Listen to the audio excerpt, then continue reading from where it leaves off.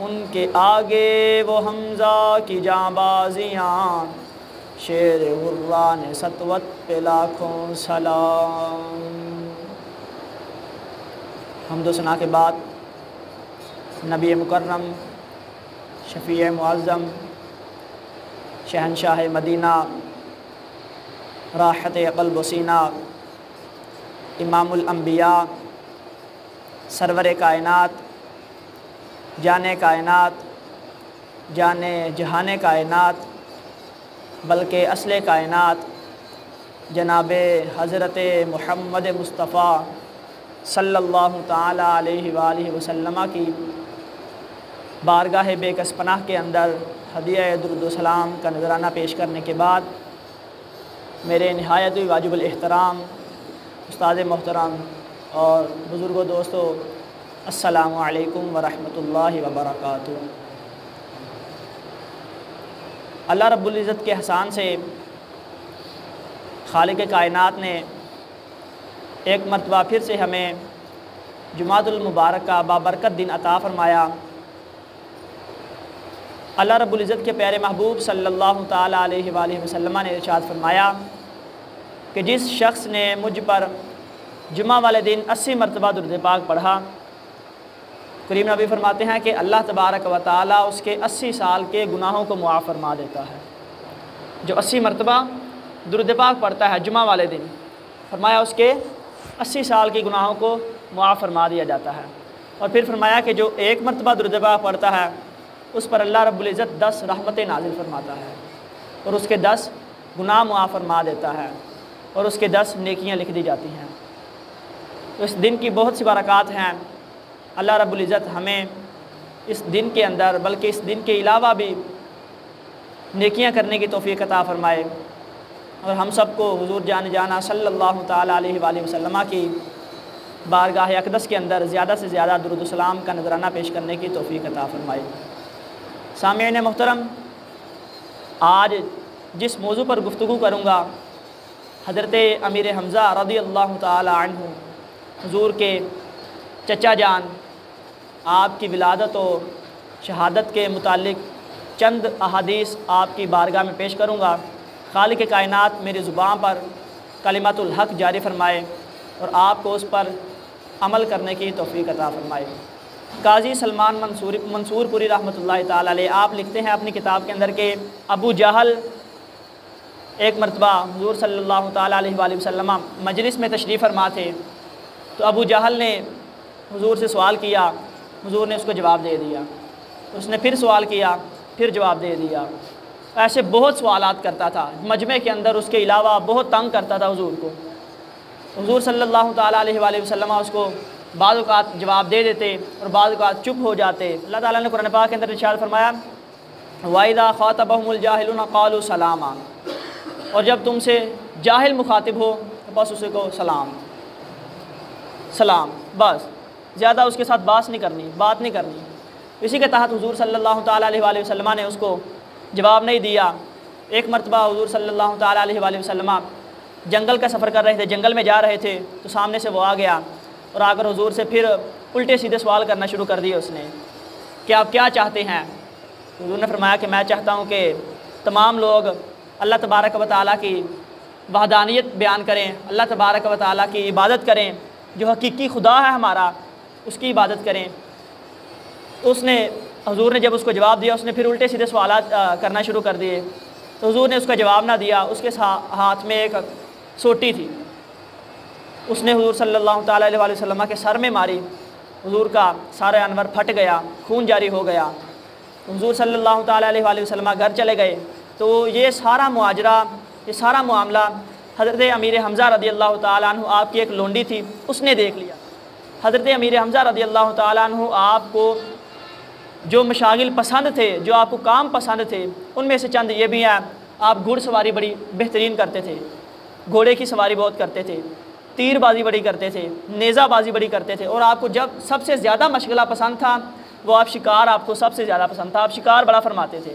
تو آپ شکار پر گئے ہوئے تھے، آپ کی لونڈی نے یہ سارا معاملہ دیکھ لیا، اور جب آپ شکار سے واپس آئے، اور شکار سے جب واپس آتے تھے یہ بھی آپ کا معمول تھا، جب آپ شکار سے واپس آتے تھے آ کر خانہ کعبہ کا طواف کرتے تھے، تو جب آپ نے خانہ کعبہ کا طواف کیا تو آپ کی لونڈی نے آپ کو سارا معاملہ بتایا کہ حضور صلی اللہ تعالیٰ علیہ وآلہ وسلم کو ابو جہل نے وہ سٹک ماری ہے، سوٹی ماری ہے، حضور کا سر انور پھٹ گیا، خون جاری ہو گیا، حضور گھر چلے گئے۔ جب حضرت امیر حمزہ رضی اللہ تعالیٰ عنہ نے یہ سنا تو حضرت امیر حمزہ جلال میں آ گئے، ان کو بہت غصہ آیا اور وہ ابو جہل کو ڈھونڈنا شروع کر دیا۔ آپ ادھر جا رہے ہیں، ادھر جا رہے ہیں، ابو جہل کو ڈھونڈ رہے ہیں۔ ڈھونڈتے ڈھونڈتے حضرت امیر حمزہ رضی اللہ تعالیٰ عنہ ایک ایسے مقام پر پہنچے جہاں پر ابو جہل بیٹھا ہوا تھا، اپنی ایک محفل لگائی ہوئی تھی، اس کے جو ساتھی تھے ان کے ساتھ بیٹھا ہوا تھا۔ حضرت امیر حمزہ جلال میں گئے اور جا کر آپ نے اس کو کہا تو نے حضور صلی اللہ تعالیٰ علیہ وسلم کو مارا ہے؟ وہ کہنے لگا ہاں میں نے مارا ہے۔ تو حضرت امیر حمزہ رضی اللہ تعالیٰ عنہ آپ کے پاس ایک کمان تھا جس کے اندر تیر ڈال کے چلاتے ہیں، آپ نے کمان اس کے سر پر زور سے مارا، اتنی زور سے مارا کہ اس کا سر بھی پھٹ گیا، اس کا سر پھٹ گیا۔ اور اس کے جو ساتھی تھے، ہموار تھے، وہ حضرت امیر حمزہ پر حملہ کرنے لگے۔ تو ابو جہل کہنے لگا کہ اس کو کچھ نہ کہو، ابھی یہ جلال میں ہے، اگر ہم نے اس کو کچھ کہا تو یہ ہم سب کو قتل کر دے گا، اس کے غصے کا آپ کو نہیں پتہ، ان کو بہت غصہ آتا ہے، ابھی اس کے ساتھ پنگا نہ لو۔ تو حضرت امیر حمزہ رضی اللہ تعالیٰ عنہ وہاں سے آپ خدیجۃ الکبریٰ رضی اللہ تعالیٰ عنہ آپ کے گھر گئے تو حضرت خدیجۃ الکبریٰ رضی اللہ تعالیٰ عنہ آپ حضور صلی اللہ تعالیٰ علیہ وآلہ وسلم کو مرہم پٹی کر رہے تھے، چونکہ حضور کا سر انور پھٹ گیا تھا، خون جاری ہو گیا تھا، مرہم پٹی کر رہے تھے۔ تو حضرت امیر حمزہ گھر گئے اور جا کر حضور کا حال پوچھا اور حضور سے کہنے لگے کہ یا رسول اللہ صلی اللہ تعالیٰ علیہ وسلم، میں نے آپ کے دشمن کا سر پھاڑ دیا، اب آپ خوش ہو گئے ہیں؟ اس نے بھی آپ کا سر پھاڑا، میں نے بھی جا کر اس کا سر پھاڑ دیا، اب آپ خوش ہیں؟ حضور نے فرمایا میں ایسے خوش نہیں ہوں گا، میں خوش نہیں ہوں امیر حمزہ آپ پر۔ امیر حمزہ عرض کرتے ہیں کہ یا رسول اللہ آپ پھر کیسے خوش ہیں؟ تو حضور نے فرمایا کیا امیر حمزہ، میں اس وقت خوش ہوں گا جب تم میرا کلمہ پڑھ کر میری غلامی میں آ جاؤ گے۔ تو اس وقت پھر امیر حمزہ رضی اللہ تعالیٰ عنہ آپ نے کلمہ پڑھا اور حضور کی غلامی میں آ گئے۔ اس کے بعد آپ نے اعلان فرمایا کہ پوری دنیا کے کافر سن لے کہ اب محمد اکیلے نہیں ہیں، محمد کے ساتھ امیر حمزہ بھی ہے، اب ان کی طرف کوئی میلی آنکھ سے بھی نہیں دیکھ سکتا، امیر حمزہ فرماتے ہیں۔ تو جب آپ نے اسلام قبول کر لیا اس کے بعد آپ نے بہت سی جنگوں کے اندر شرکت کی، جنگ احد میں شرکت کی۔ جنگ احد کا چونکہ یہ شوال المکرم کا مہینہ اسی مہینے کے اندر جنگ احد ہوئی، تو حضرت امیر حمزہ رضی اللہ تعالیٰ عنہ آپ بھی اس میں گئے۔ آپ نے حضور سے ایسی محبت کی کہ بیان نہیں کی جا سکتی، اور حضور نے پھر ان سے کیسی محبت کی۔ ایک حدیث پاک میں آتا ہے کہ جب انہوں نے اسلام قبول کر لیا حضرت امیر حمزہ نے، اس کے بعد آپ نے جب اسلام قبول کیا، رات ہوئی تو شیطان نے آپ کے ذہن میں بہت سے وسوسے ڈالے کہ اے امیر حمزہ تو اسلام لے آیا ہے، اے امیر حمزہ مکہ والوں کا اسلام تو اور ہے، تو کس نبی کا کلمہ پڑھ رہا ہے، کہاں جا رہا ہے؟ شیطان نے وسوسے ڈالنے شروع کر دیے۔ آپ نے بڑی مشکل سے رات گزاری اور صبح حضور کی بارگاہ میں چلے گئے اور جا کر عرض کرتے ہیں کہ یا رسول اللہ صلی اللہ تعالیٰ علیہ وسلم، شیطان نے مجھے بڑے وسوسے ڈالے ہیں کہ میں نے آپ کا کلمہ پڑھ لیا ہے، آپ کا اسلام قبول کر لیا، آپ کی غلامی میں آ گیا ہوں، لہذا کیا کروں؟ حضور صلی اللہ تعالیٰ علیہ وآلہ وسلم نے زبان حال سے، اپنی زبان مبارک سے رحمت خدا بندی کا اقوال سنائے، قرآن پاک سنایا، بہت سی احادیث سنائی، اور اسلام کا جو اسلام اپنی پاور رکھتا ہے وہ بیان کی۔ اسلام کی سربلندی کے لیے آپ نے فرمایا کہ آپ کو چنا گیا ہے۔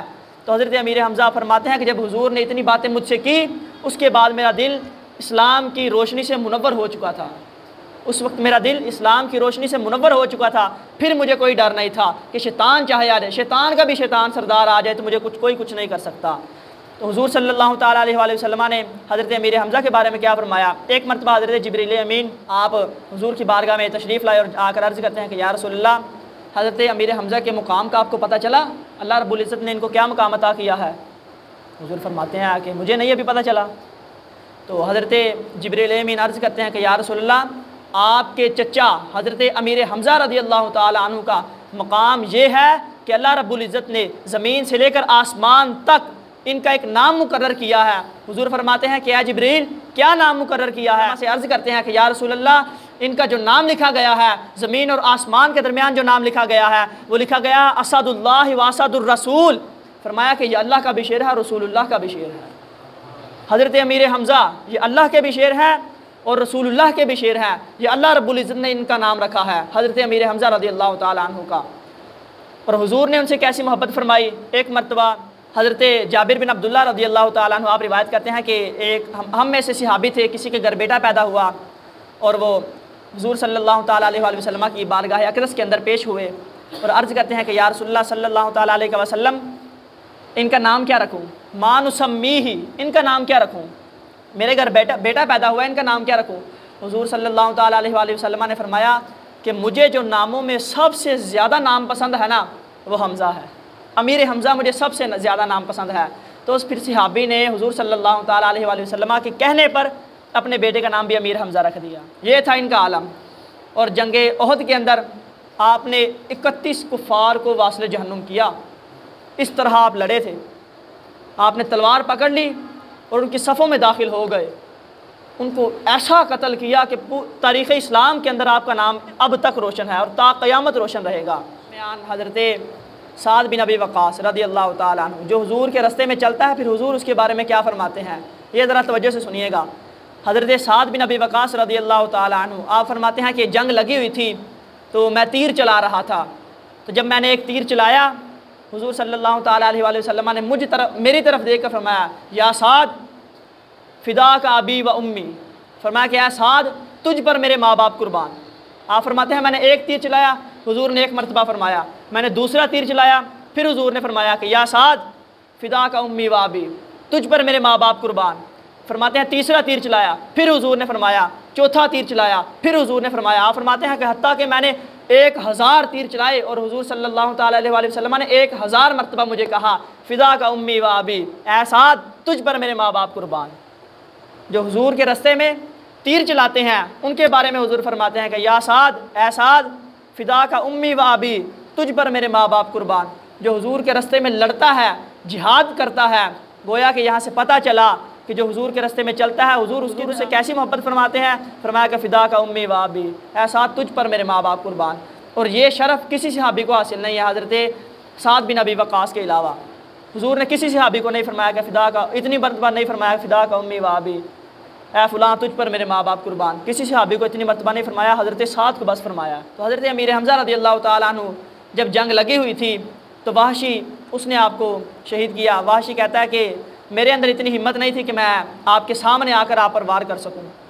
کہتا ہے کہ میرے اندر کیا کسی کے اندر بھی اتنی ہمت نہیں تھی کہ آ کر میں اس کا جناب سامنا کر سکوں حضرت امیر حمزہ کا۔ تو کہتا ہے کہ میں ایک پہاڑ کے پیچھے چھپ گیا، حضرت امیر حمزہ تشریف لائے اور میں نے نیزہ مارا وحشی نے حضرت امیر حمزہ کو، حضرت امیر حمزہ کے جا کر لگا اور اتنا گہرا زخم لگا کہ آپ زمین پر تشریف لے آئے۔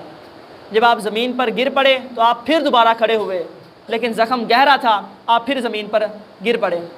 تو جب زمین پر گر پڑے اس وقت آپ کی شہادت ہو گئی تھی۔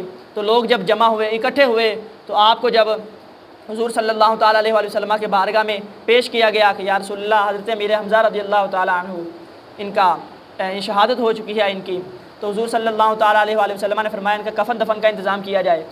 تو جب کفن دفن کا انتظام کیا گیا تھا، ایک اور صحابی ساتھ تھے، حضرت امیر حمزہ بھی تھے اور دوسرے صحابی بھی تھے۔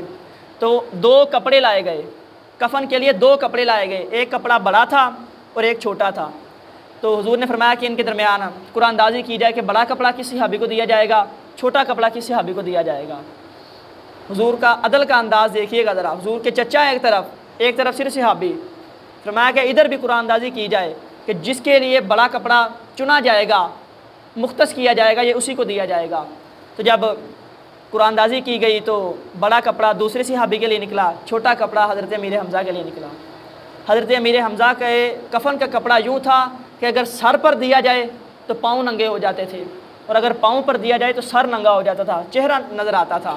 تو حضرت امیر حمزہ جب شہید ہوئے تھے اس وقت کفار نے ان کا ناک بھی کاٹ دیا تھا، ان کے کان بھی کاٹ دیے تھے، ان کے ہونٹ مبارک بھی کاٹ دیے تھے، اور حتیٰ کہ انہوں نے دل مبارک نکال کر ان کا اس کے بھی پیس کر دیے تھے، اس کے بھی ٹکڑے کر دیے تھے۔ اتنی دردناک آپ کی شہادت ہوئی تھی۔ تو جب حضور صلی اللہ تعالیٰ علیہ وسلم نے فرمایا چھوٹا کپڑا میرے حمزہ کو دے دیا جائے، تو جب پاؤں کو ڈھانپتے سر ننگا ہو جاتا، سر کو ڈھانپتے پاؤں ننگے ہو جاتے۔ پھر حضور نے فرمایا کہ ان کے سر پر کپڑا دے دیا جائے، کفن دے دیا جائے، اور ان کے پاؤں پر گھاس ڈال دیا جائے۔ گھاس ڈال کر پھر آپ کی تدفین ہوئی۔ حضور صلی اللہ تعالیٰ علیہ وسلم نے پھر جنازہ پڑھا۔ اسلام کے لیے بڑی قربانیاں دی ہیں تمام صحابہ کرام نے۔ اللہ تبارک و تعالیٰ سے میں دعا کرتا ہوں کہ خالق کائنات ہم سب کو حضور صلی اللہ تعالیٰ علیہ وسلم سے پکی سچی محبت نصیب فرمائے اور الفت نصیب فرمائے۔ وما علینا الا البلاغ المبین۔